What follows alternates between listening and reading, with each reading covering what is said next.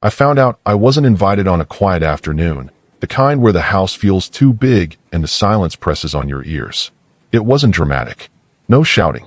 No argument. Just a message I wasn't supposed to see. I was sitting at the kitchen table, holding my phone with both hands like it might slip away from me. The screen was cracked in the corner, the way it had been for years, and I remember thinking how funny it was that I never fixed it. Some things you just learn to live with. Some breaks become part of the object.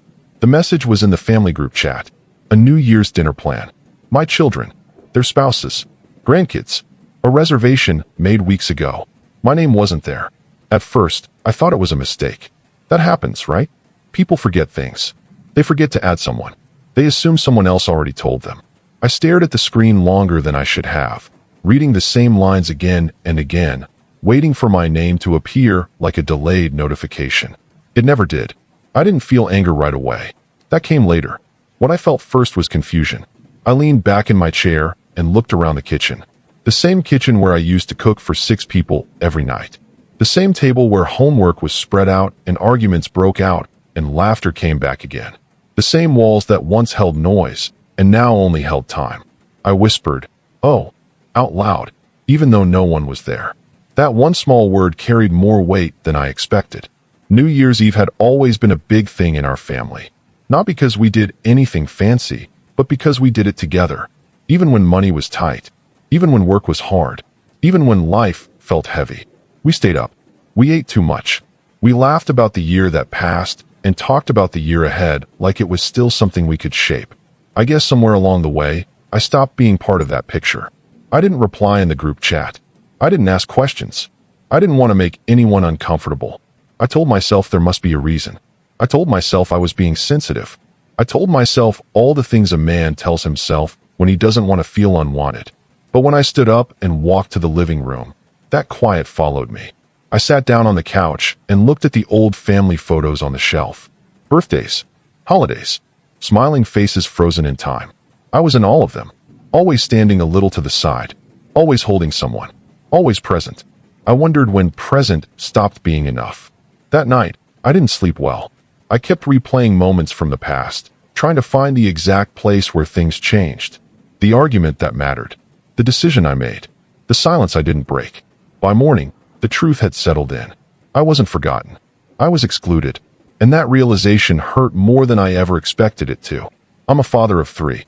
Or at least, I still call myself that. 2 sons and a daughter. They're grown now. They have their own lives, their own homes, their own families. I used to be proud of that. Still am, in a quiet way. But pride doesn't fill an empty chair. I raised them the best way I knew how. I worked long hours. I missed school plays. I missed dinners sometimes. I told myself it was for their future. That if I just worked harder now, life would be easier later. Maybe that was true for them. I'm not so sure it was true for us. Their mother passed away 8 years ago. Cancer. Slow. Painful. The kind of loss that changes the air in a house. After she was gone, I tried to be strong. I thought that was what they needed. I didn't cry in front of them. I didn't talk about the nights I couldn't breathe from missing her. I handled things. I paid bills. I fixed what broke. What I didn't do was ask for help. Looking back now, I see how that distance grew. How my silence felt like disinterest. How my calm felt like coldness. How my way of loving didn't look like love to them anymore. But at the time, I thought I was doing the right thing. Years passed. Conversations became shorter. Visits became less frequent. Holidays shifted from my house to theirs. Then from theirs to somewhere else entirely. I noticed it, but I didn't challenge it. I told myself this was how life worked. Children grow. Parents step back. I didn't realize I had stepped out completely. When New Year's Eve came closer, I told myself I didn't care. I made jokes to myself about how quiet the night would be. I said I'd enjoy the peace. I said I'd watch television and fall asleep early like an old man. But deep down, I felt something breaking loose. Because this wasn't just about dinner. It was about being left behind. On the morning of December 31st, I woke up early. The house was cold. I made coffee and stood by the window, watching the street slowly come alive. Cars passing, neighbors leaving, life moving forward without checking if I was coming along. I thought about calling one of my kids, just to ask how they were, just to say hello. But I didn't. I didn't want to sound like I was fishing for an invitation. Pride is a strange thing. It protects you and isolates you at the same time. Instead, I did something I hadn't planned. I decided I would make my own celebration. Not out of anger, not out of spite, but out of survival. I went to the grocery store, bought food I hadn't cooked in years. Simple things, the kind my wife used to make. I moved slowly through the aisles, remembering which brands she liked, which flavors the kids used to fight over. Back home, I cooked. I cleaned. I set the table for one. As the sun went down, I lit a single candle. I sat there, listening to the ticking clock, thinking about all the years that led me to that moment. I didn't know then that this quiet night would change everything. I didn't know that being left out would force me to finally look inward. I didn't know that this lonely celebration would become the beginning of a truth I had been avoiding for years. But as midnight approached and the house stayed still, I felt something shift inside me. And that's where my real story begins. When I talk about my family, I always feel the need to start at the beginning. Not because the beginning was perfect, but because it explains so much about who I became and why I made the choices I did. I met my wife when we were both young and unsure of ourselves. We didn't have big dreams. We had practical ones. A steady job, a safe home, children who wouldn't struggle the way we did. Love, for us, was never loud. It was quiet. It showed up every day and stayed. She was the kind of woman who remembered things I forgot. Birthdays, doctor appointments, which child hated which vegetable. She carried the emotional weight of the house without ever calling attention to it. I didn't see it then. I just assumed that was how families worked. I worked construction at first. Long days, early mornings, cold winters, hot summers. I came home tired and dirty, but proud that I could provide. She would meet me at the door with a smile that made the day feel lighter. We didn't talk much about feelings. We talked about what needed to be done. When our first son was born, I remember holding him and feeling terrified. Not because I didn't love him, but because suddenly my mistakes mattered more. I promised myself that I would never let him feel unsafe. That promise shaped everything I did after that. Then came our second son, then our daughter. 3 kids in 7 years. The house was always loud, always busy, always moving. There were toys everywhere, shoes by the door, crumbs on the counter no matter how often we cleaned. I thought happiness looked like that noise. I worked more hours as the family grew. Overtime became normal. I told myself it was temporary, just until we got ahead, just until the kids were older, just until things settled down. Life has a way of making just until last forever. I missed things. School plays, soccer games, parent meetings. I was there in big ways, I thought. Paying bills, fixing broken things, making sure the lights stayed on. I believed love was proven through responsibility. My wife never complained. Not directly. Sometimes she would sigh. Sometimes she would say, "They asked for you today."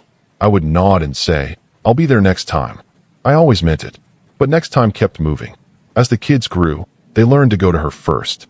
She knew their fears, their friendships, their small heartbreaks. I knew their grades, their schedules, their needs. I didn't realize how different those things were. Evenings were quiet for me. I would sit in the living room while she helped with homework in the kitchen. I could hear their voices, but I wasn't part of the conversation. At the time, I thought that meant things were running smoothly. I didn't see the distance forming. I didn't hear the quiet lesson my children were learning. That emotions lived in one room, and responsibility lived in another. When the kids became teenagers, the house changed. Doors closed. Voices lowered. Arguments became sharper. I handled conflict the only way I knew how, by staying calm and saying less. I believed that if I didn't react, things wouldn't escalate. But to them, my calm felt like indifference. My oldest son once yelled at me during an argument. He said, "Do you even care?" I remember feeling shocked by the question. Of course I cared. Everything I did was because I cared.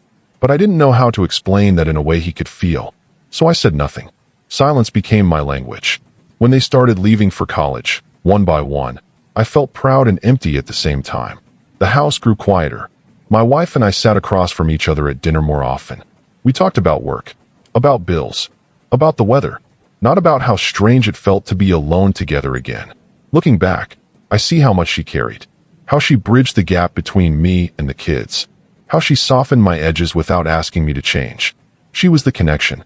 When she got sick, everything stopped. Cancer doesn't arrive loudly. It creeps in. A doctor's visit, a test, a pause in the room when the word is finally spoken.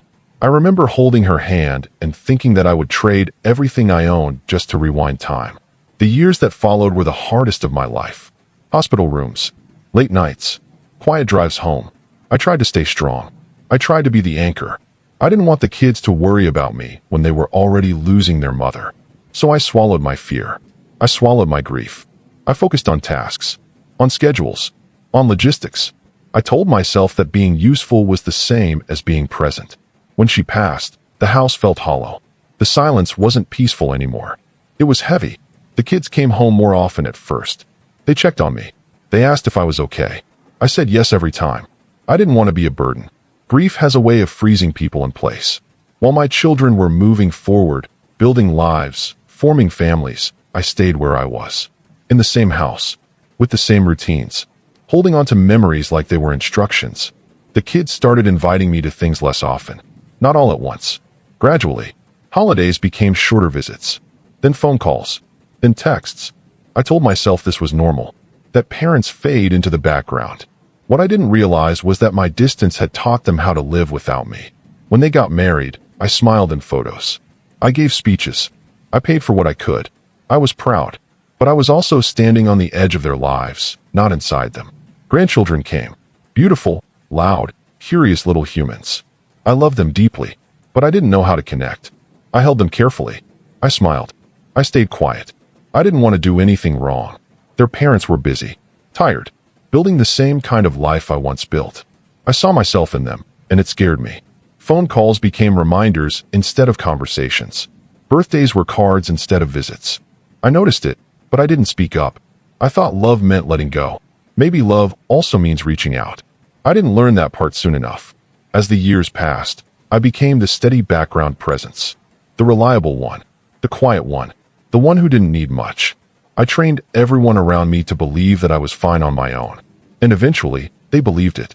By the time that New Year's dinner plan was made, I had already been absent for a long time. Not physically, emotionally, slowly, gently, without anyone intending harm. Families don't fall apart in loud explosions.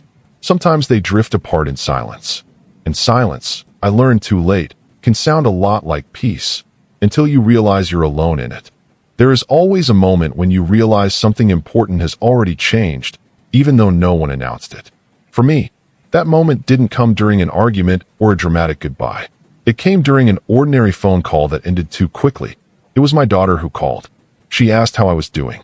I said I was fine. She told me about her kids, about work, about how busy life had become.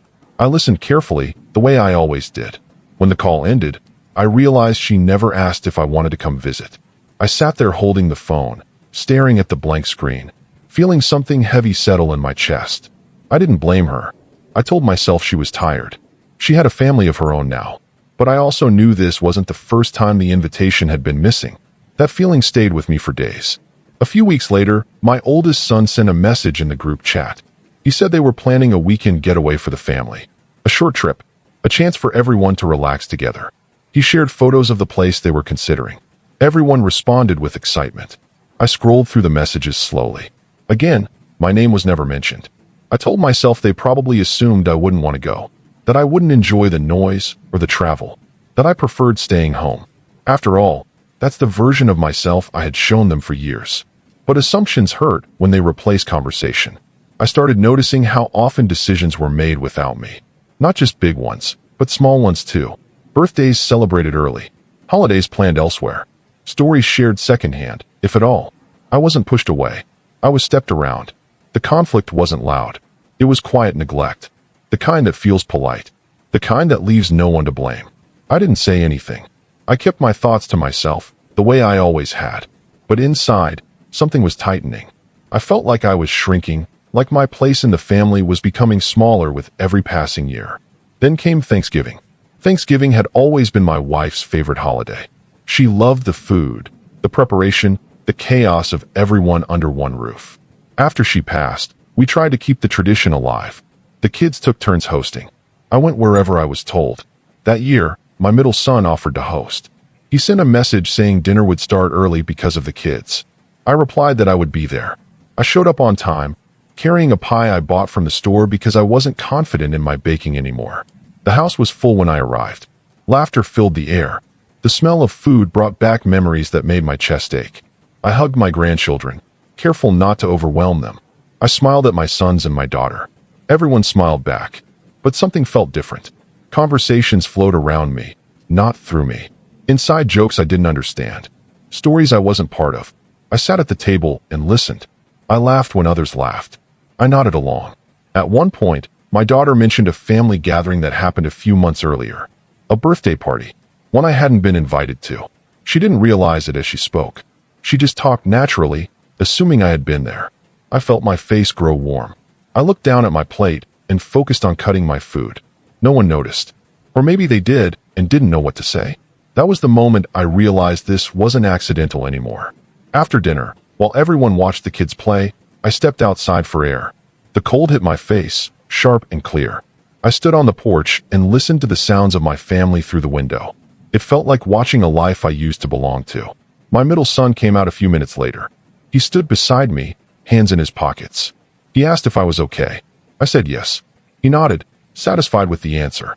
Then he said something that stayed with me. You don't really like all this noise anyway, right? It wasn't meant to be cruel. It was said casually, like a fact we both understood. And in a way, I had taught him that was true. I didn't argue. I just nodded. But inside, I wanted to tell him that the noise didn't bother me, that the silence did. I wanted to say that being included mattered more than comfort, that even if I was quiet, I still wanted to be there. But the words stayed stuck in my throat. That night, I went home earlier than everyone else. I told them I was tired. They hugged me goodbye. They thanked me for coming. No one asked if I wanted to stay longer. On the drive home, the street lights blurred together. I felt older than I ever had before. Not because of my age, but because of the weight of realizing that my role had changed without my consent. The weeks after Thanksgiving were heavy. I replayed moments in my head, wondering when I could have spoken up, when I could have said something, when I could have shown them a different version of myself. Instead, I stayed silent. Christmas came and went quietly. I was invited, but it felt like an obligation. A short visit, polite conversation, gifts exchanged quickly. Everyone had somewhere else to be. New Year's plans weren't discussed with me at all. By the time I saw that message in the group chat, the conflict had already been building for years. That message didn't create the pain. It simply revealed it. I thought about confronting them. I imagined saying, "Why didn't you invite me?" But every version of that conversation ended with me feeling ashamed for needing reassurance. Needing reassurance felt like weakness. So instead of speaking up, I retreated further into myself. I told myself I didn't need them as much as they thought.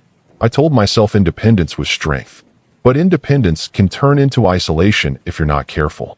The truth is, my children weren't trying to hurt me. They were living the way they had learned. Busy, focused, practical, emotionally reserved. They learned that from me. That realization hurt more than any exclusion ever could. I had taught them how to love at a distance. And now they were doing it perfectly. As New Year's Eve approached, I felt a strange mix of sadness and clarity. I wasn't angry at them. I was angry at myself. For the years I spent believing that providing was enough. For the moments I chose silence over vulnerability. That quiet dinner plan wasn't betrayal in the traditional sense. It was the natural result of years of emotional absence. Still, knowing the reason didn't make the loneliness any easier to carry. On the night I made my own celebration, I wasn't trying to prove anything. I wasn't trying to punish anyone. I was simply trying to remind myself that I still existed. That my life still had meaning, even if no one else was watching. But deep down, I knew something else was coming. Because silence doesn't just hide pain. Eventually, it demands to be heard. New Year's Eve arrived without ceremony. No countdown. No excitement. Just another cold night settling over the house like a heavy blanket. I woke up that morning earlier than usual, even though I had nowhere to be. Sleep didn't come easily anymore. When it did, it never stayed long. I lay in bed for a while, staring at the ceiling, listening to the familiar sounds of the house. The heater clicking on and off. A car passing outside. Somewhere, a neighbor's radio playing faint music. Life moving forward, whether I was ready or not. I didn't feel angry. I didn't feel dramatic. I felt tired in a way that sleep doesn't fix. I got up slowly and made coffee. The kitchen felt colder than usual, even though the heat was on.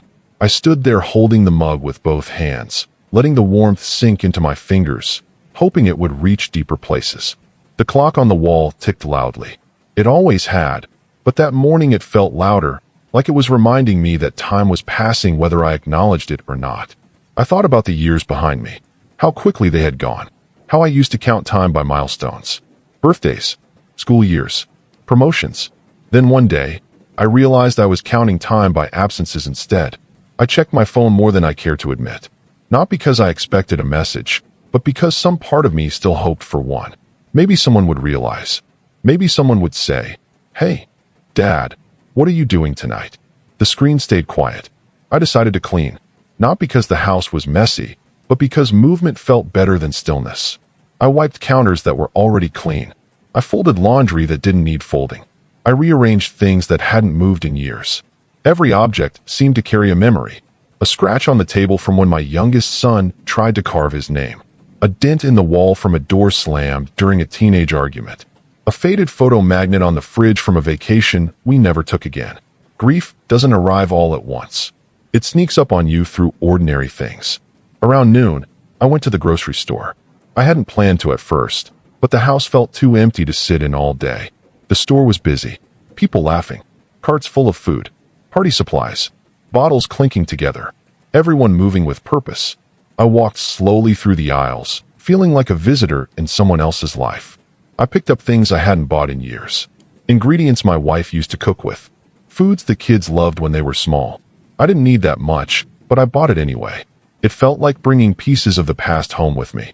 At the checkout, the cashier smiled and said, "Big plans tonight?" I paused, just for a second. Then I smiled back and said, "Something quiet." She nodded, like she understood. Maybe she did. Or maybe she just didn't want to ask more.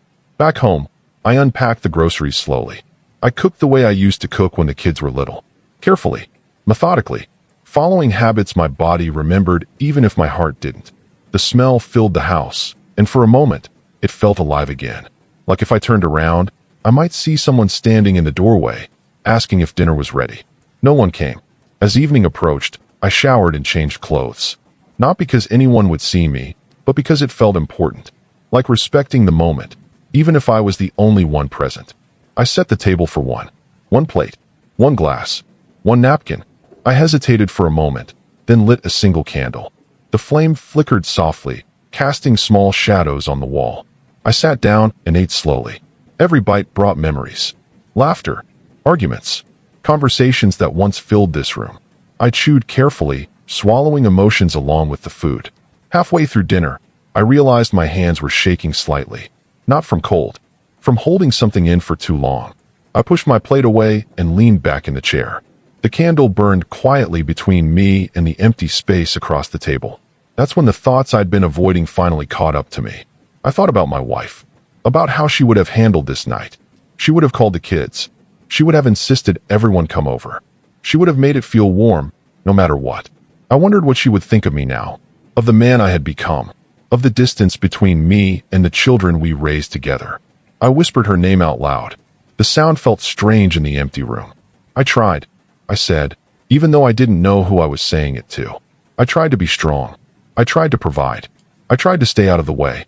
But maybe trying wasn't the same as connecting. After dinner, I moved to the living room. I turned on the television, but I wasn't really watching. Countdowns were already starting on different channels.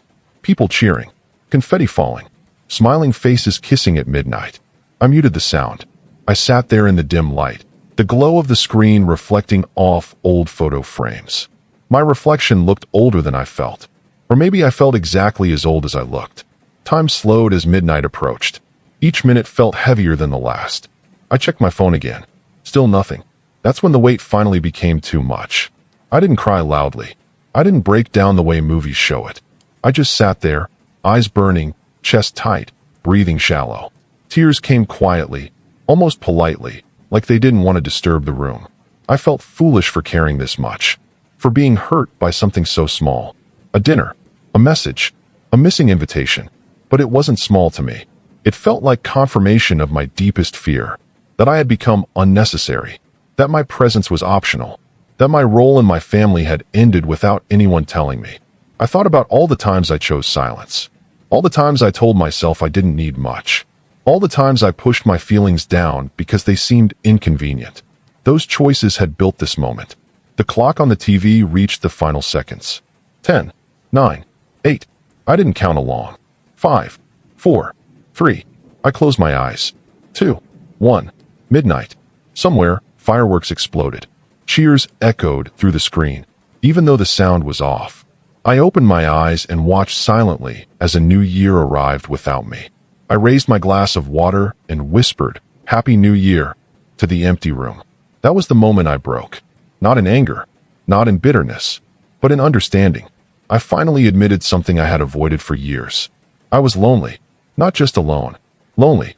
And loneliness doesn't disappear just because you convince yourself you're strong enough to carry it. I sat there for a long time after midnight, letting memories come and go, letting regrets surface, letting myself feel the sadness I had denied for so long.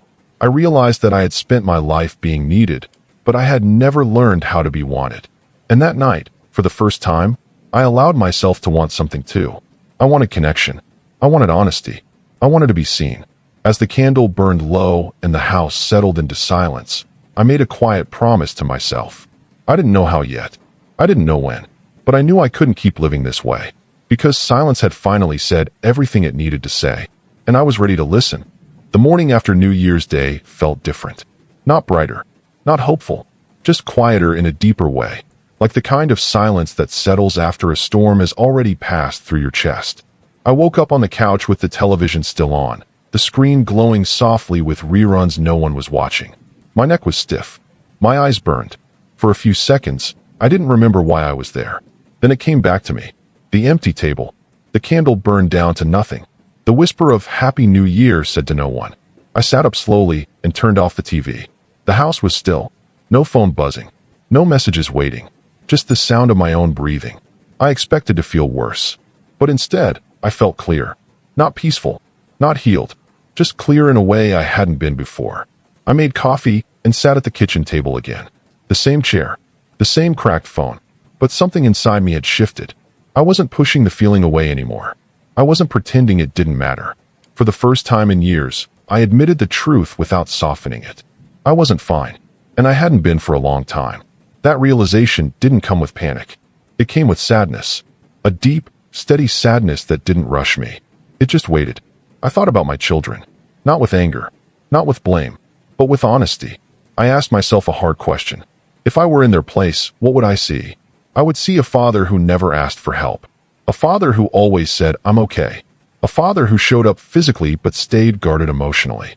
A father who taught independence so well that dependence felt unnecessary. I had spent years sending the same message without realizing it. I don't need much. I don't want to bother you. I'm fine on my own. Eventually, people believe you. That morning, I realized something else too. Something harder. I had been waiting for my children to reach out in the ways I never taught them to.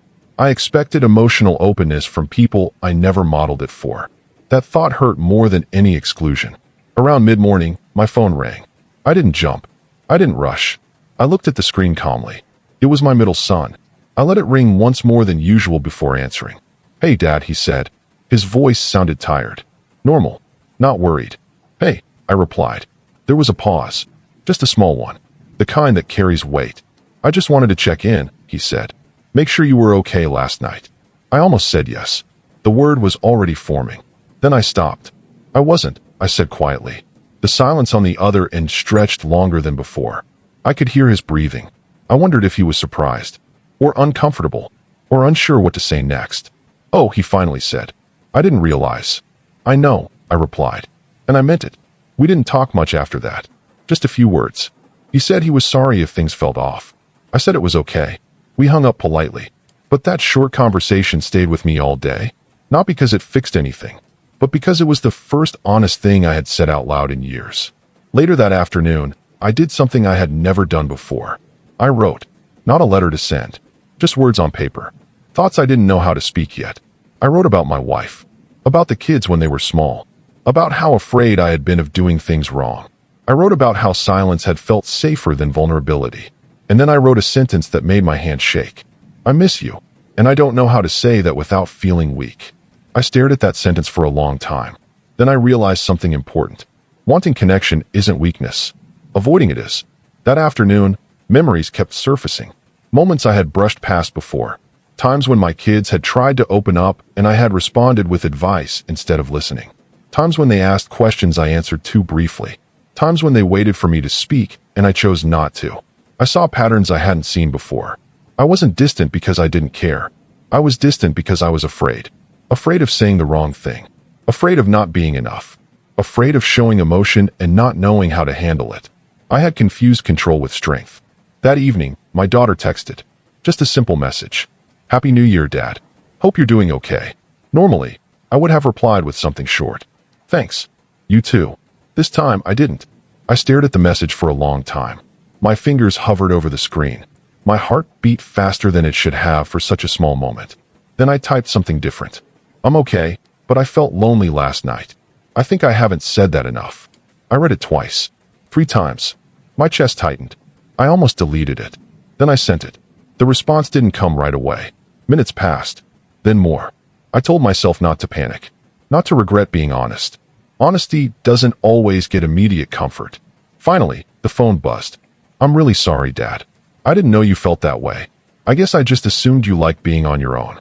That sentence hit harder than I expected. Not because it was cruel, but because it was true. I replied, I do like quiet, but I don't like being left out. Another pause. I never meant to do that, she said. I thought you didn't want to come to things. I should have said something sooner, I replied. That part is on me. That was the moment something shifted. Not fixed, not resolved, but opened. We talked longer that night than we had in months. Not deeply, not dramatically, just honestly. She told me about how busy life felt, how she worried about overwhelming me, how she thought giving me space was respecting my boundaries. I listened, really listened. I realized we had all been trying to protect each other by staying quiet, and silence had done the opposite. Over the next few days, similar conversations followed. Short, awkward at times, but real. My sons reached out more. Not suddenly emotional, but more aware. One of them said something that stayed with me. I guess I always thought you didn't need us the way Mom did. I didn't correct him. I didn't defend myself. I just said, I do. I always have. That sentence felt heavier than any argument ever could. The twist wasn't that my children were cruel. The twist wasn't that I had been abandoned. The twist was realizing that we had all misunderstood each other for years. I had built walls out of responsibility. They had respected them as boundaries. No one had intended harm. As days turned into weeks, things didn't magically change. Invitations didn't suddenly flood in. Conversations didn't become perfect. But something important had begun. They started asking instead of assuming. And I started answering honestly instead of automatically saying I was fine. One evening, my oldest son called and asked if I wanted to come over for dinner. He added, no pressure. Just thought I'd ask. I felt something loosen in my chest. I'd like that, I said.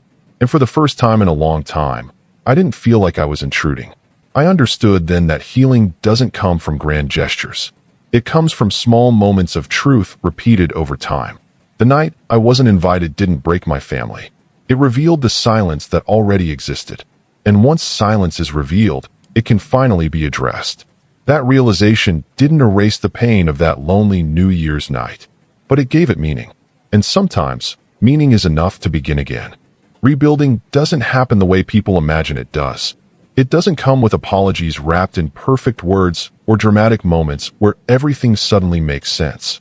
Most of the time, rebuilding feels quiet and uncertain, like walking into a room you once lived in but don't fully recognize anymore. After those first honest conversations, life didn't pause to let us catch up emotionally.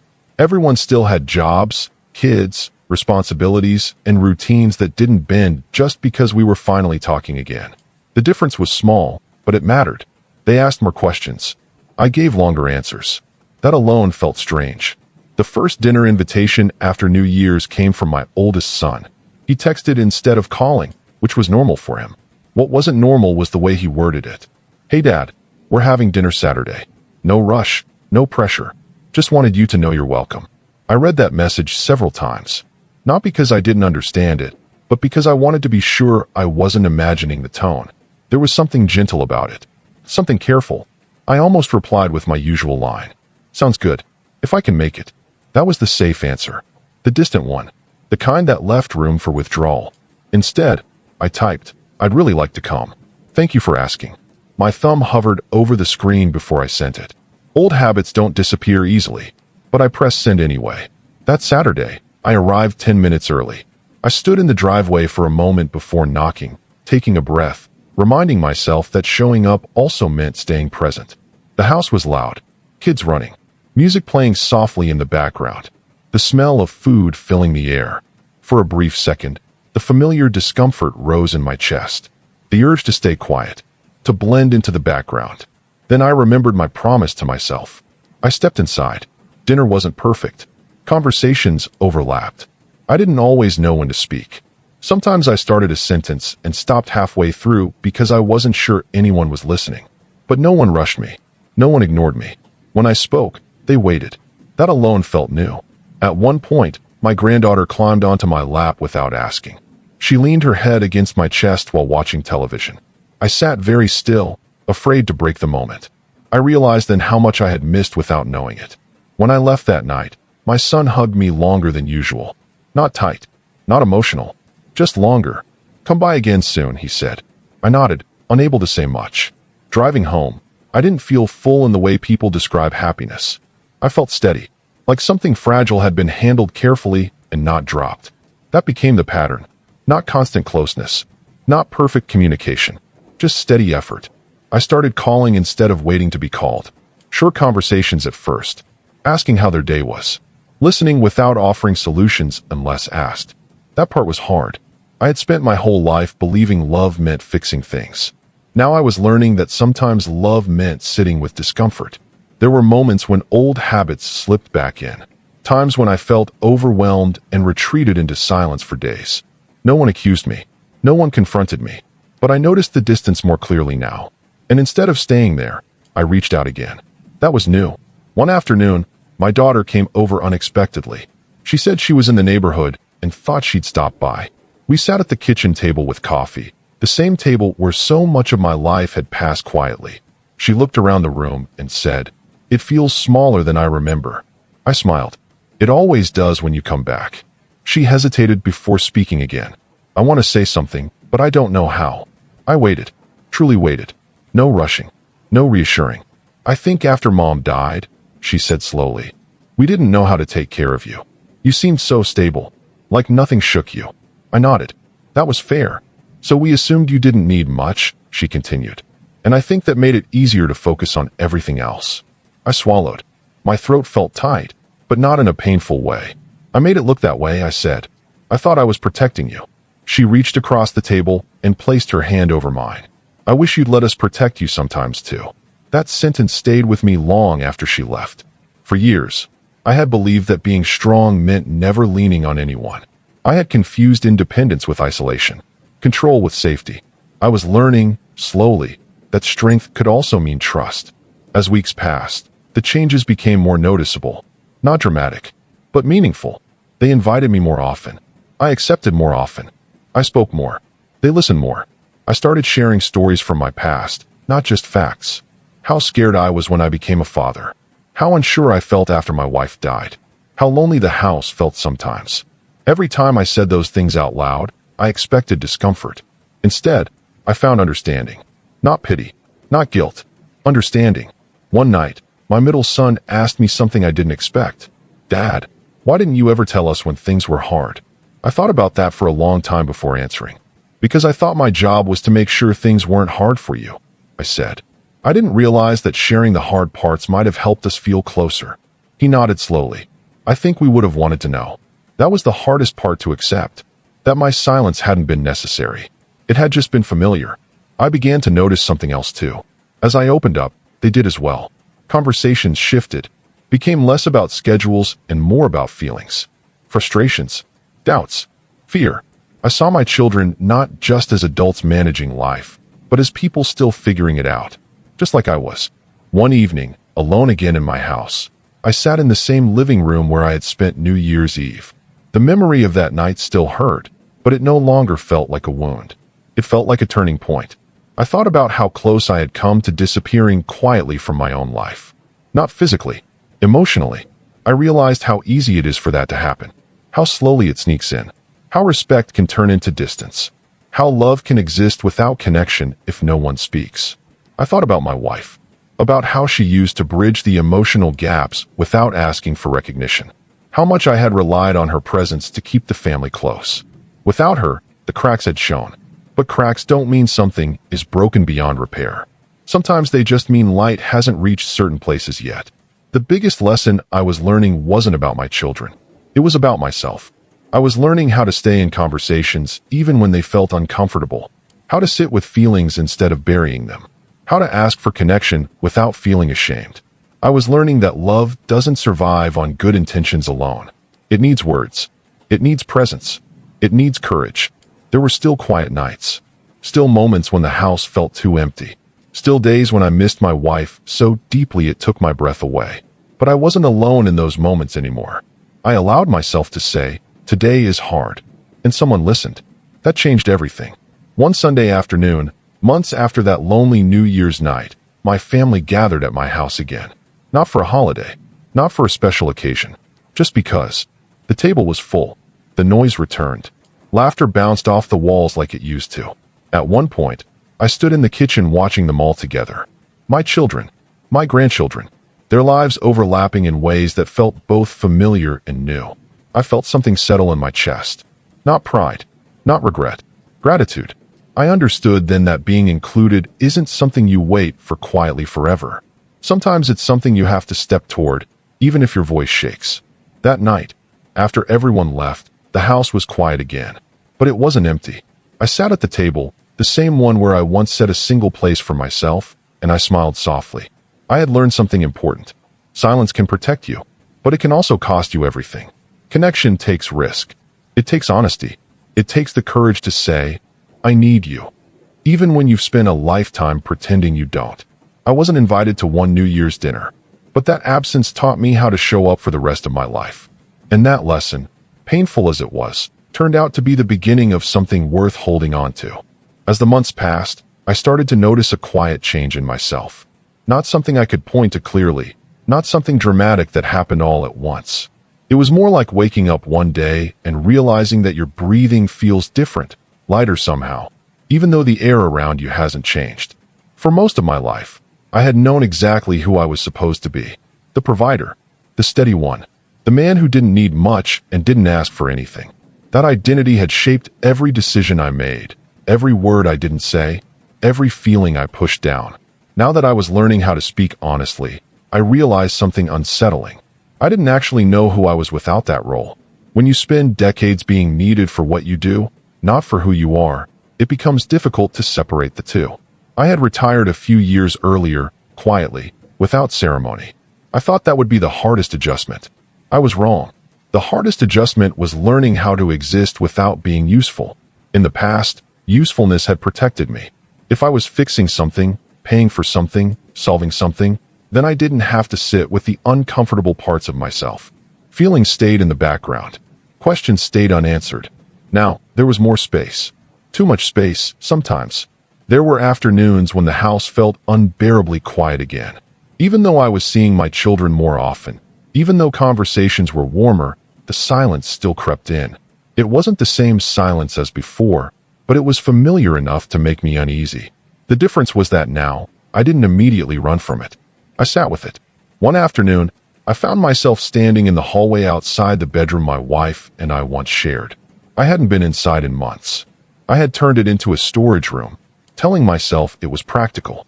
Easier that way. That day, I opened the door. The room smelled faintly like old fabric in time. Dust floated in the sunlight coming through the window. I stood there for a long moment, unsure why I felt nervous. Her dresser was still there, her side of the closet untouched, a scarf folded neatly on a shelf. I picked it up and held it in my hands. The fabric was soft, worn in the places she used to wrap around her neck. I sat on the edge of the bed and let the memories come. For years, I had avoided this room because it made me feel weak, because it reminded me of everything I couldn't fix, because grief didn't respond to hard work or discipline. That day, I didn't push the feeling away. I let myself miss her. I realized how much of my emotional distance had started long before she died. Even then, I had relied on her to carry the emotional weight of the family. She had been the translator between me and the kids, the bridge I never learned how to build myself. Losing her hadn't just been losing my wife. It had been losing my emotional language. That realization came with guilt, not the loud kind, The quiet kind that sits with you and asks questions you can't ignore. What if I had learned earlier? What if I had spoken more? What if I had listened better? Those questions didn't come with answers. Only acceptance. You can't rewrite the past. You can only understand it. As I began to understand myself better, I noticed changes in how I interacted with my children. I was more patient, less quick to shut down. When conversations became emotional, I stayed instead of retreating. That didn't mean it was easy. There were moments when I said the wrong thing. Moments when I felt exposed and awkward. Moments when I wished I could go back to the safety of silence. But I stayed. One evening, my youngest grandchild asked me why I lived alone. The question came out of nowhere, the way children ask things without knowing the weight of them. I paused, then said, "Because your grandma isn't here anymore." She looked at me thoughtfully and asked, "Do you get lonely?" The room went quiet. Everyone waited for my answer. I could have brushed it off. I could have smiled and said I was fine. Instead, I said, "Sometimes, yes." She nodded, satisfied, like that answer made sense to her. Then she hugged me, quick and tight, before running off to play. That small moment stayed with me for days. It struck me how natural honesty was for her, how unburdened it felt, how complicated I had made something so simple. I wondered how different my life might have been if I had allowed myself that kind of honesty earlier. But regret is a tricky thing. It can teach you, or it can trap you. I had spent enough time trapped. I chose to let it teach me. As I became more open, I noticed something else changing too. My children began to see me differently, not just as their father, but as a person, a man with fears, doubts, and needs of his own. At first, that shift made me uncomfortable. Parents are supposed to be solid, unshakable. But over time, I realized that allowing them to see my humanity didn't weaken my role. It deepened it. One evening, my middle son stayed behind after dinner. We sat on the porch, watching the sun go down. He was quiet for a long time before speaking. "I used to think you were disappointed in me," he said. The words hit me harder than I expected. "Why?" I asked. "Because you never said much," he replied. "I thought if you weren't proud, you would say something. And if you were proud, you would say something too. You just didn't." I swallowed. I didn't know how, I admitted. But I always was. He nodded slowly. "I know that now." That conversation changed something between us. It didn't erase the past, but it softened it. I began to understand that silence doesn't just hide pain. It also hides love. That realization became one of the hardest lessons to accept. I thought about all the times my children might have needed to hear something I never said. All the encouragement that stayed locked inside me because I assumed it was obvious. Love is not always obvious. Sometimes it needs words. As I moved through this new phase of my life, I also had to confront something else. Forgiveness. Not just forgiving my children for the distance that grew between us. That part came easily. They had never intended harm. They had been responding to the man I presented to them. The harder part was forgiving myself. Forgiving myself for not knowing better. For choosing silence. For waiting too long to speak.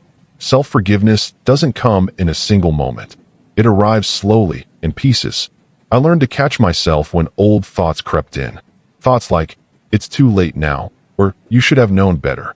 Instead, I reminded myself of something important. You can only act on the understanding you have at the time. I had done the best I could with what I knew. Now I knew more. That knowledge didn't erase the pain, but it gave it context. One quiet morning, months after that New Year's Eve, I realized something else had changed. I no longer dreaded the quiet. Silence didn't feel like abandonment anymore.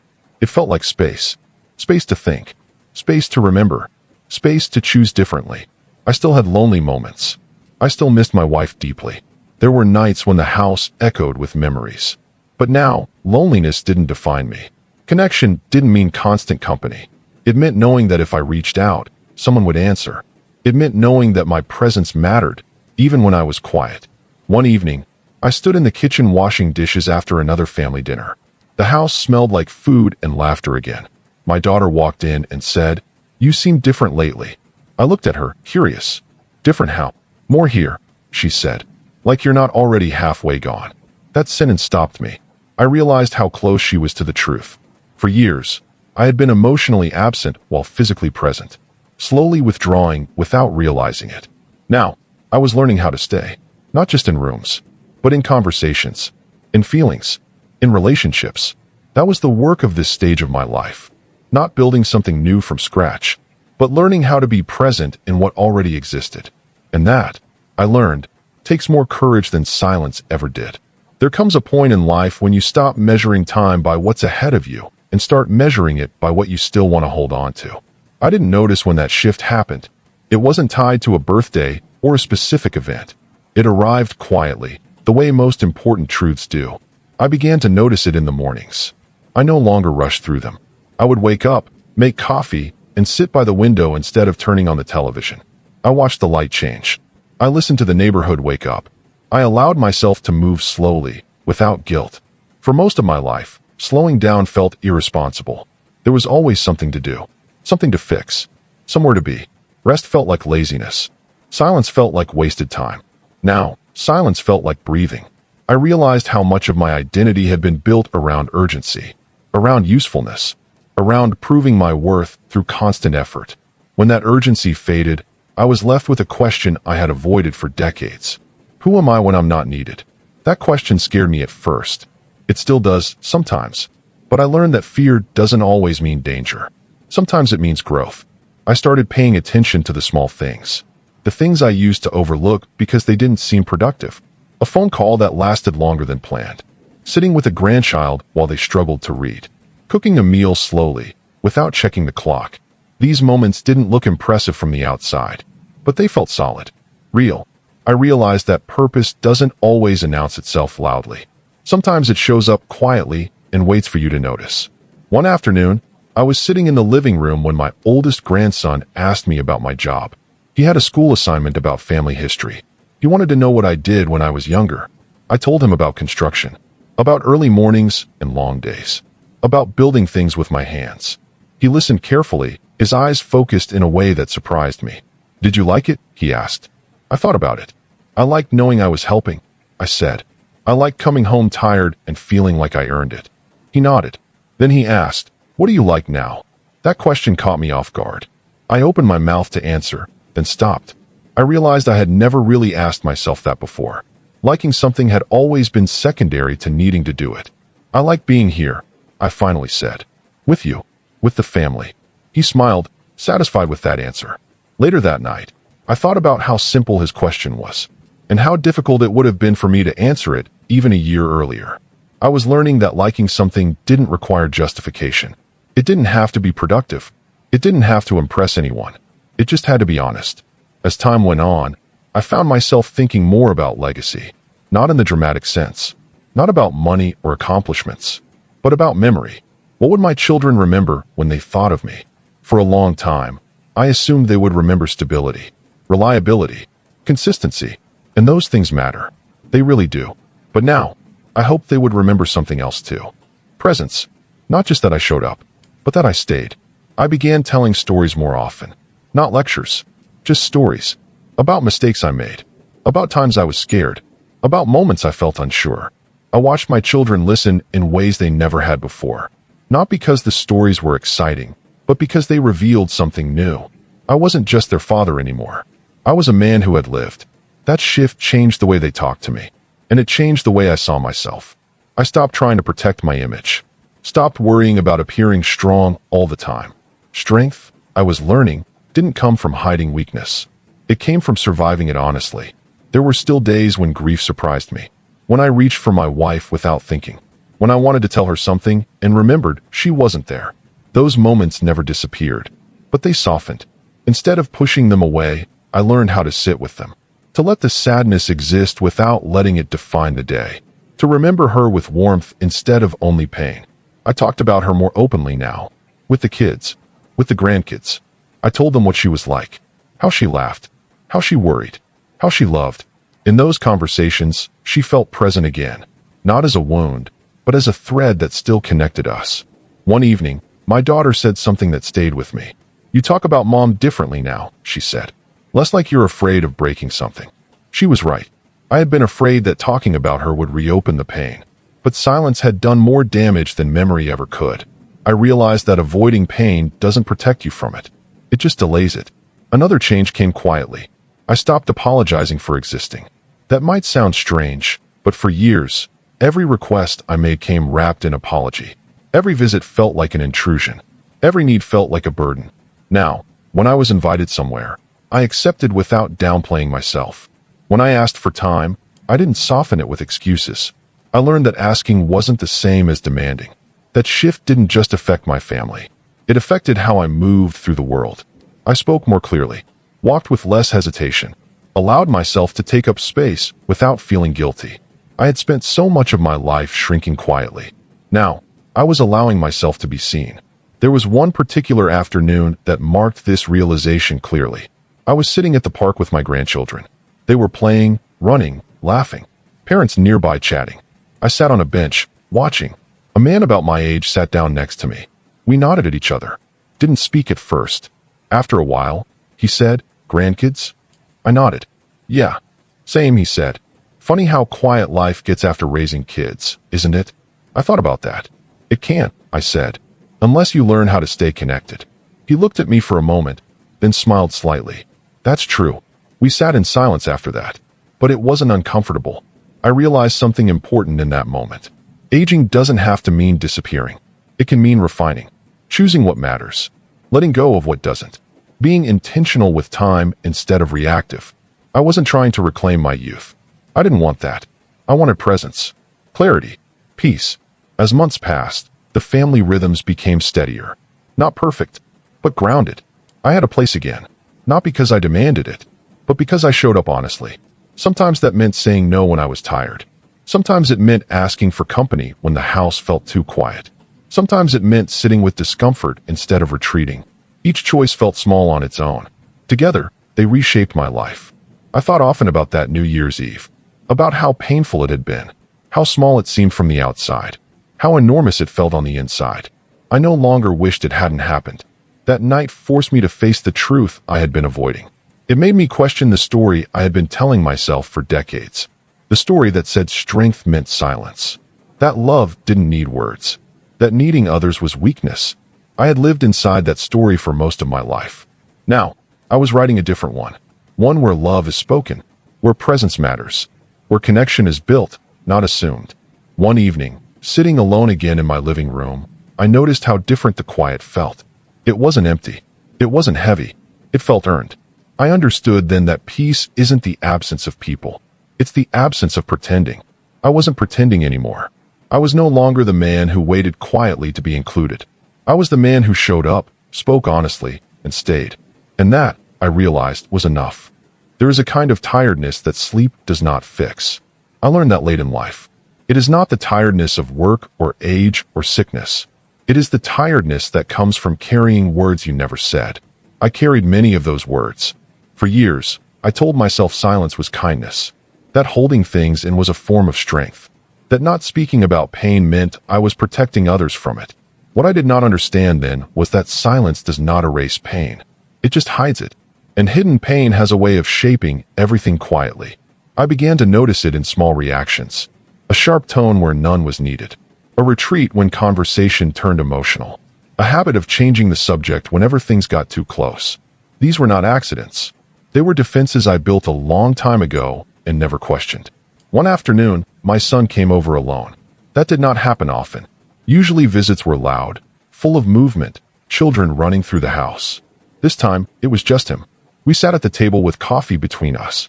The silence felt different. Not uncomfortable, just heavy. He looked older than I remembered. Or maybe I was just finally seeing it. He cleared his throat and said, "Dad, can I ask you something?" I nodded. "Did you ever feel like you had to choose between being a good provider and being emotionally present?" The question landed hard. I stared at my cup for a long moment. I felt the old instinct rise, the urge to keep it simple, to give a short answer and move on. But something in me shifted. "Yes," I said quietly. "All the time." He exhaled, like he had been holding his breath. "I think I learned that from you," he said. "And I don't know if it helped me." That was not an accusation. It was a confession. I felt the weight of that moment settle in my chest. I didn't know how to do both, I admitted.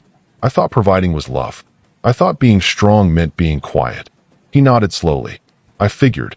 There was no anger in his voice. Just honesty. "I don't blame you," he said. But I needed to understand it. That conversation stayed with me for weeks. Not because it hurt, but because it opened something. I realized that my children had grown up interpreting my silence in their own ways. Some saw it as distance. some as disapproval, some as indifference. None of those interpretations were what I intended, but intention does not erase impact. That truth was uncomfortable, but it was also freeing, because if my silence had shaped them, then my honesty could help reshape things too. I began having more conversations like that one. Not all at once. Not dramatically. Just gradually. I asked my kids how they experienced me growing up. I listened without interrupting, without correcting, without defending myself. That was harder than any job I ever worked. There were things I wanted to explain, reasons I wanted to give, context I wanted them to understand. But I learned that listening is not about being understood. It is about understanding. I heard about moments I didn't remember, times when they wanted comfort and got instructions instead, when they needed reassurance and received silence. None of it came with blame. It came with honesty. And honesty, I learned, is a gift, even when it hurts. There were nights after those conversations when I sat alone and let the weight of it all settle. I replayed moments in my mind, moments where I could have spoken differently, stayed longer, listened better. Regret has a strange way of making the past feel close. But I also realized something important. Regret does not mean failure. It means awareness. And awareness gives you a choice. I could stay stuck in what I didn't do, or I could show up differently now. I chose now. I started saying things that felt awkward at first. Simple things. Honest things. I'm proud of you. I didn't handle that well. I wish I had been more present. I love you. The words felt heavy in my mouth at first, like tools I had never learned to use. But with time, they felt natural. I noticed the change immediately. Not dramatic reactions, just small shifts, softer conversations, longer phone calls, more eye contact. Trust does not rebuild all at once. It grows the way it always does. Slowly. There was one evening when my daughter called me late. She sounded tired. I just needed to hear your voice, she said. I didn't rush to give advice. I didn't try to fix anything. I just listened. When she was done talking, there was a pause. Thanks, Dad, she said. That helped. I hung up the phone and sat there quietly. For the first time in my life, I felt useful without doing anything. That realization changed me. I understood then that presence is not passive. It is active in its own way. It requires patience, vulnerability, willingness to sit with discomfort instead of escaping it. I had avoided those things for most of my life. Now, they were becoming my teachers. I also began thinking more about forgiveness. Not the dramatic kind. Not confrontations or apologies demanded. The quiet kind. Forgiveness that happens internally, without announcement. There were people I had resented for years. Old arguments. Old wounds. Some justified, some not. I realized that holding on to resentment did not punish them. It only weighed me down. So I began letting go. Not because they asked. Not because they deserved it. But because I was tired. Letting go felt like setting down a heavy bag I didn't realize I had been carrying. I did the same with myself. That was harder. I had judged myself harshly for years. Measured myself by mistakes. Defined myself by what I failed to do. I began practicing a different kind of self-talk. I did the best I knew how at the time. I can learn now. I am allowed to grow even late. Those sentences did not erase the past, but they softened it. I also started writing things down. Not for anyone else. Just for me. Memories. Thoughts. Letters I never planned to send. Writing helped me see patterns. Helped me understand how much fear had shaped my choices. Fear of failing. Fear of being seen as weak. Fear of not being enough. I realized how much of my silence came from fear, and how unnecessary that fear had been. One morning, while sorting through old boxes, I found photographs from decades ago. Pictures of my kids when they were small. Birthday parties. School events. Family trips. I was in many of the pictures. But I noticed something. In most of them, I was standing slightly apart. Smiling, but distant. Present, but not fully engaged. I didn't judge that version of myself. I felt compassion for him. He was doing what he thought was right. He just didn't know another way. I put the photos back carefully. I couldn't change those moments. But I could choose how I showed up now. Time felt different these days. More fragile. More precious. I noticed it in how quickly weeks passed. How suddenly holidays arrived. How often I found myself thinking about the future in shorter terms. I wasn't afraid of that. I was aware. Awareness brings clarity. Clarity brings intention. I began planning less and savoring more. Less worrying about what comes next. More attention to what is here. I sat longer with my grandchildren. Asked them questions. Let them ramble. I told them stories not to teach lessons, but but to share myself. I wanted them to know me, not just as a grandfather, but as a person, someone who had lived, struggled, learned, someone who was still learning. One evening, my grandson asked me, "Do you ever wish you could do things over?" I thought about that.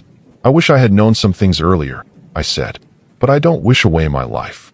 He seemed satisfied with that. So was I. I realized that life does not need to be perfect to be meaningful. It just needs honesty. As I moved through these days, I felt lighter, not because everything was resolved, but because I was no longer running from myself. I had spent years believing that strength meant endurance. Now, I understood that strength also means reflection. It means admitting when you were wrong. It means changing course without drama. It means showing up with openness, even when it feels late. Especially when it feels late. I thought again about that New Year's Eve, about the pain that started this journey. I understood now that pain had been an invitation, not to isolate, but to grow. I accepted that invitation, even though it came late. Better late than never. As I sat in my living room one quiet night, I felt something I hadn't felt in a long time. Contentment. Not happiness in the loud sense, but peace. The kind that comes from alignment. From living honestly with who you are. From finally saying the words you carried for too long. I wasn't done learning, but I was no longer lost. There is a moment in life when you stop asking how much time you have left and start asking how you want to spend it. That moment does not arrive with a warning. It doesn't knock. It simply settles in quietly, like dust in a room you thought you had already cleaned. I did not feel afraid when that moment came. I felt clear. For most of my life, time felt like something I had to chase. There were deadlines, responsibilities, expectations. I believed that if I moved fast enough, worked hard enough, stayed strong enough, everything would work out. Now, time felt different. It felt fragile. It felt valuable. It felt personal. I noticed it when I began choosing rest without guilt. When I stopped apologizing for needing quiet. When I no longer felt the need to fill every silence with noise or explanation. I was no longer running from stillness. I was learning how to live inside it. I started thinking more about what I would leave behind. Not money, not property. Those things matter, but they are not what people carry with them when you are gone. I thought about memory, about how people would feel when they said my name. Would they remember pressure? Would they remember distance? Or would they remember warmth? I wanted them to remember warmth. That realization changed how I behaved in small, ordinary moments. The moments that don't look important while they are happening. I stayed longer on the phone. I listened without checking the time. I laughed more easily. I corrected less. I learned that being right is far less important than being kind. That lesson came late, but it came honestly.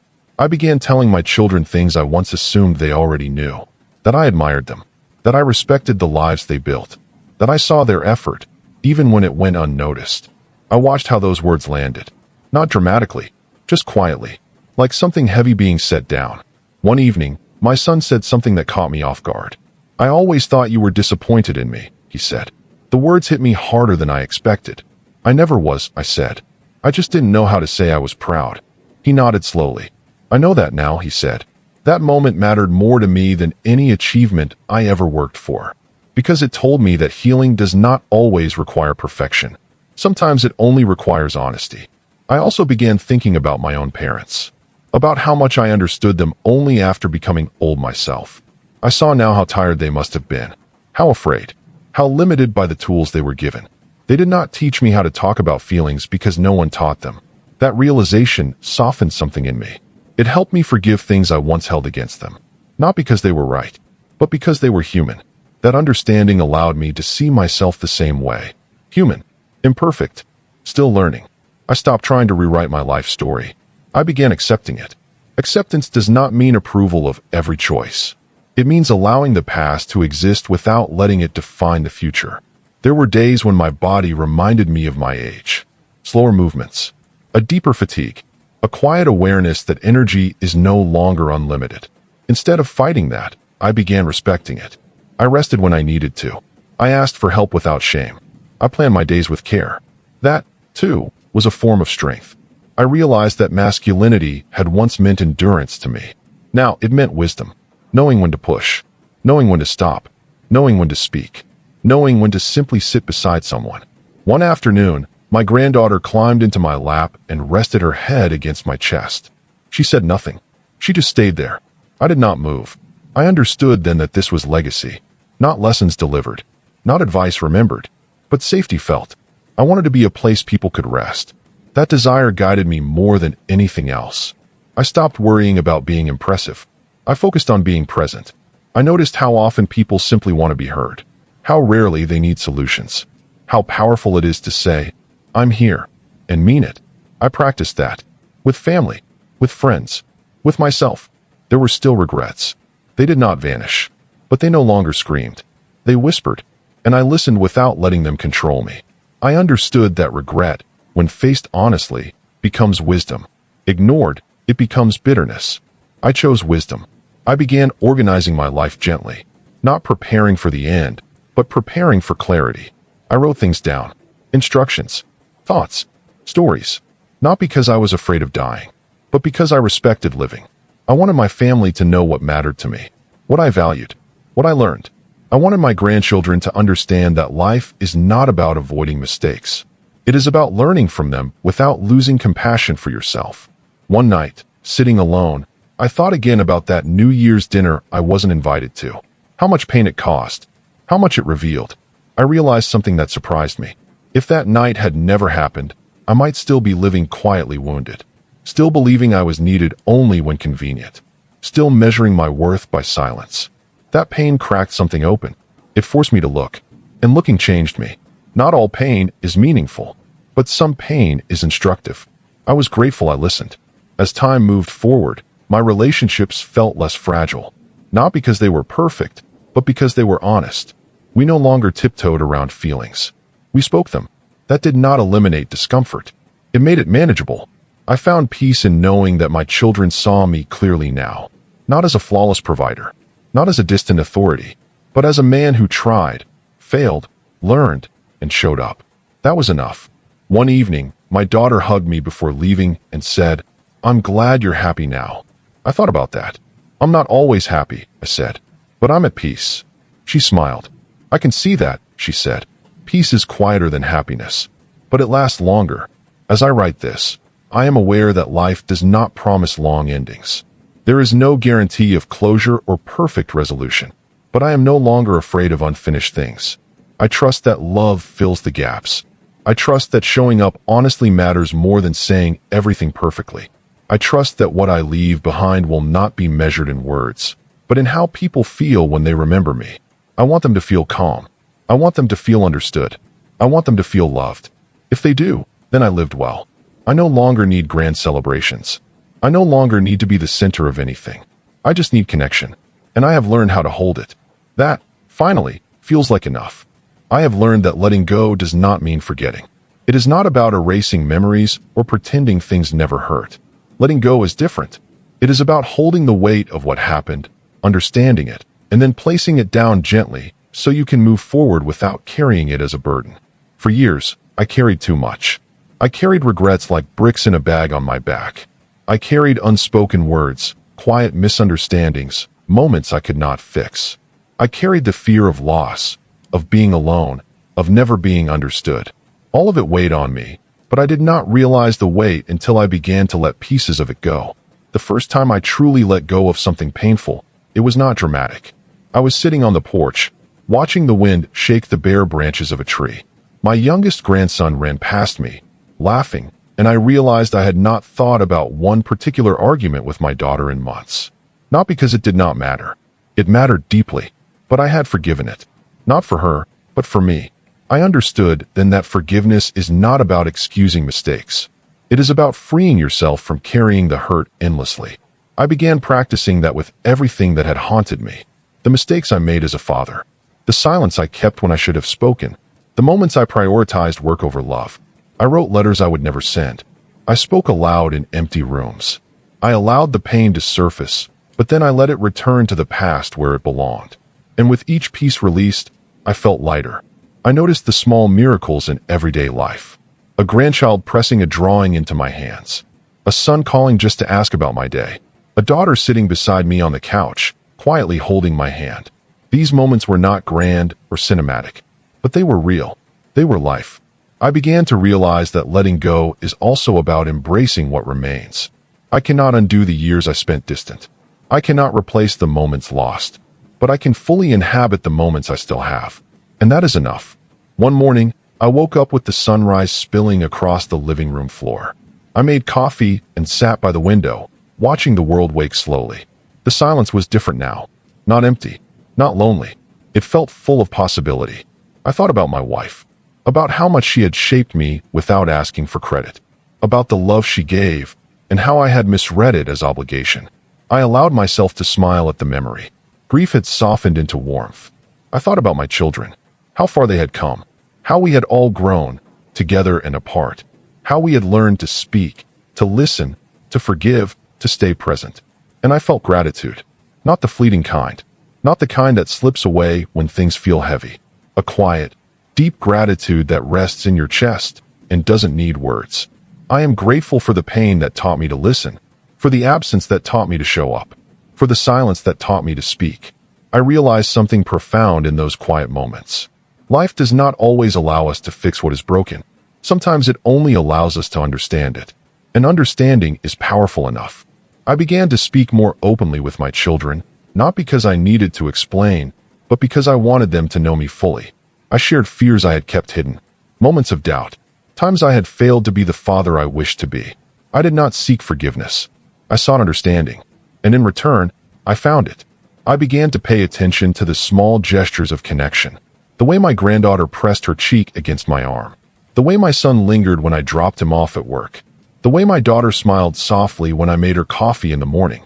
I noticed how much love exists in the quiet spaces between words. The spaces I had ignored for decades. I began to slow down. Not because I had to, but because I wanted to. I learned to savor the mundane. The sound of rain against the window. The taste of a well-brewed cup of coffee. The laughter of a child echoing in the hall. These moments, small as they were, became the foundation of my life. One evening, I sat alone with my thoughts. I thought about the years I had spent rushing, silencing my feelings, carrying unspoken regrets. And I realized something simple but profound. I had survived. I had grown. I had loved, even when I did not know how. And now, I was learning how to do it better. I understood that life is not about perfection. It is about presence. It is about showing up, even when it is hard, even when it is awkward, even when it feels too late. I thought about the New Year's night I had spent alone. The night that had seemed so dark, so empty, so final. I understood now that night had been a teacher. It had forced me to confront my fears, my regrets, my silences. And in doing so, it had given me the chance to change. I learned that love is not always loud. It is not always visible. It is quiet, patient, persistent. I realized that the people who matter will remember the way you make them feel. Not the perfection of your actions, but the honesty of your presence. And presence is a choice. One I could make every day. I began to live like that. Not perfectly, not without mistakes, but with intention, with awareness, with love. I realized that letting go does not diminish life. It enriches it. It frees the heart to hold what is real. And in that freedom, I discovered peace. Peace that rests quietly in your chest, unshaken by the past. Peace that allows you to love fully, even with the awareness that everything is temporary. Peace that allows you to say, I was not perfect. I failed sometimes. I hurt people without meaning to. But I showed up. I spoke. I loved. And that, finally, is enough. I have come to understand something essential about life. It is not about avoiding pain. It is not about holding on to pride. It is not about perfection. It is about presence. Being here, fully. And that lesson did not come easily. It came late, through loss, through silence, through moments of regret that seemed unbearable at the time. I remember the first time I felt it clearly. I was sitting in the kitchen, the morning sun spilling across the table. My coffee cup steamed quietly in my hands. My granddaughter's laughter floated up from the living room. My son and daughter were talking softly, sharing a moment I had not expected. And I realized I was content, not happy in the loud sense, not elated or euphoric, but content, quietly, deeply. I understood that contentment is earned through attention, through honesty, through showing up even when it feels late.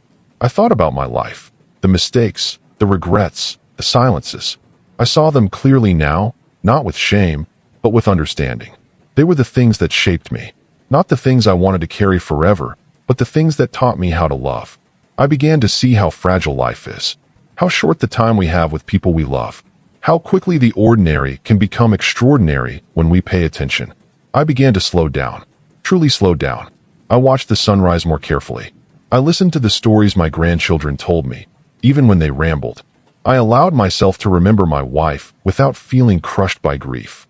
I told my children what I felt, not in grand speeches, not with lectures or instructions, just honest words. I love you. I'm proud of you. I'm sorry I didn't always know how to show it. And they heard me, not perfectly, but fully enough to understand. I began to understand that life is not measured in accomplishments, nor in the grand gestures we think will matter. Life is measured in the small things. The hand you hold, the patience you show, the kindness you offer without expectation. I realized that showing up is more important than winning, more important than being right, more important than always knowing what to do. I began to accept myself, not as perfect, not as someone without faults, but as someone who tried, someone who learned, someone who continued, even when it was hard. And with that acceptance came peace. I stopped carrying the old pain so tightly. I allowed memories to be memories, not chains. I forgave myself for being distant when I did not know how to be close. I forgave my children for misunderstanding me. I forgave the world for being imperfect. And I let gratitude fill the spaces that resentment once occupied. I am grateful for the lessons I learned too late, for the words I spoke too slowly, for the silence that forced me to reflect, for the family who remained, even when I was not always present. I began to treasure each ordinary moment. The smell of coffee in the morning, the laughter of children echoing in the house, the warmth of a hand pressed into mine. I realized these are the things we carry with us, the things that survive us, the things that matter most. I thought about legacy, not money, not accomplishments, not recognition. Legacy is love made tangible, presence made visible, care made habitual. It is the gentle insistence of being here, fully, without condition. I began to live intentionally, to notice, to speak, to touch, to listen, to sit in silence without fear, to let life flow around me without clinging to what cannot be held. I realized that letting go does not mean losing. It means opening your hands so what is good can enter. I stopped fearing the future. I stopped wishing the past had been different. I focused on what I could do now, what I could say now, who I could be now, and I discovered something remarkable. Life does not need to be perfect to be meaningful. It only needs to be lived honestly. I have learned that love is patient, that forgiveness is powerful, that presence is everything. I have learned that silence can teach, but words heal, that endings are not always final, and beginnings are not always new, that what we leave behind is not what we achieve, but what we feel, what we give, what we share.